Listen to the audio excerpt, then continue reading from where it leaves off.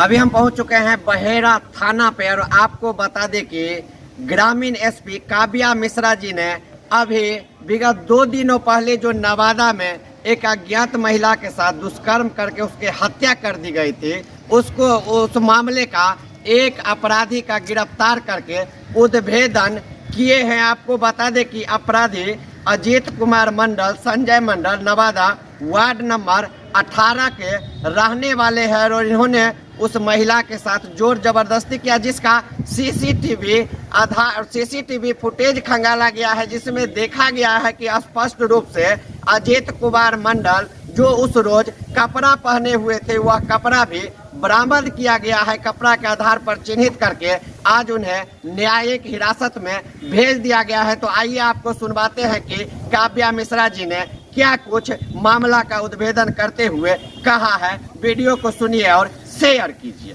आज का पत्रकार सम्मेलन एक बहुत ही घिनौनी वारदात के उद्भेदन के परिप्रेक्ष्य में है।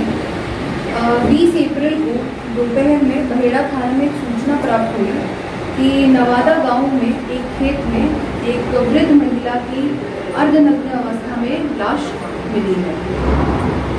उसकी पहचान एक मानसिक रूप से अस्वस्थ महिला के तौर पर हुई, जो वहां के पास में स्थित भगवती मंदिर में भीख मांगकर अपना बसेरा करती थी।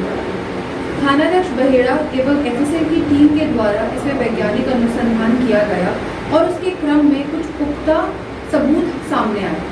आसपास की कुल 5 सीसीटीवी फुटेजेस का अवलोकन किया गया, जिसमें से दिखाई पड़ रहा था कि एक पुरुष सफेद रंग का शर्ट और सफेद रंग का पैंट पहने हुए था और एक स्त्री को गोद में लेकर मंदिर के परिसर के पास से जा रहा था। जब आगे उसकी पहचान करवाई गई तो उसकी पहचान गांव में रहने वाले अजीत कुमार के नाम से हुई। 24 घंटे के अंदर अजीत कुमार को गिरफ्तार भी किया गया और अनुसंधान के क्रम में बहुत ही दर्दनाक सच सामने आया। अजीत कुमार ने न केवल उस स्त्री का बलात्कार किया, पर बलात्कार करने के बाद उनकी हत्या भी की कला लगाकर। एफएसएल की मदद से हम इस पर वैज्ञानिक अनुसंधान कर पा रहे हैं। जो कपड़े अजीत ने उस दिन पहने थे, उस कपड़े को सीज किया गया। उनके घर पे उनकी ही निशानदेही पर उन्होंने घर पर छुपा दिया था वो कपड़ा। इसके शरीर पर कई सारे खरोंच के भी निशान थे, जिसका मैच हम करवा रहे हैं जो मृत महिला है उनके नील क्लिपिंग से। तो कुछ घटनाएं संवेदनशील तो होती हैं, बट ऐसी घटनाएं हमारे मानवता की नींव को जब जोड़ देती हैं।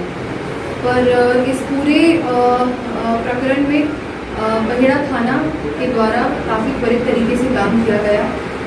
थाने के थानाध्यक्ष चक्रकांत गौरी, वही रजनी कुमारी, बसंत कुमार, प्रियंका कुमारी, DIUT और बहेड़ा थाना के सशस्त्र वर्ग और उसके अलावा बहुत बड़ा योगदान एफएसएल टीम का रहा इस केस के उद्भेदन और टाइमली इस केस को जो है इन्वेस्टिगेशन पूरा करने में।